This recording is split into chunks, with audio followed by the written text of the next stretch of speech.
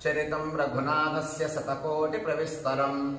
ఏకైకమక్షరం ప్రోక్తం మహాపాతకనాశనం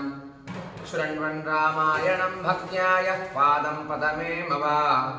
సయాతి బ్రహ్మణస్థానం బ్రహ్మణా పూజ్యతే సదా వాల్మీకిగిరి సంభూత రామసాగరగామిని పునాతి భువనం పుణ్యా రామాయణ మహానది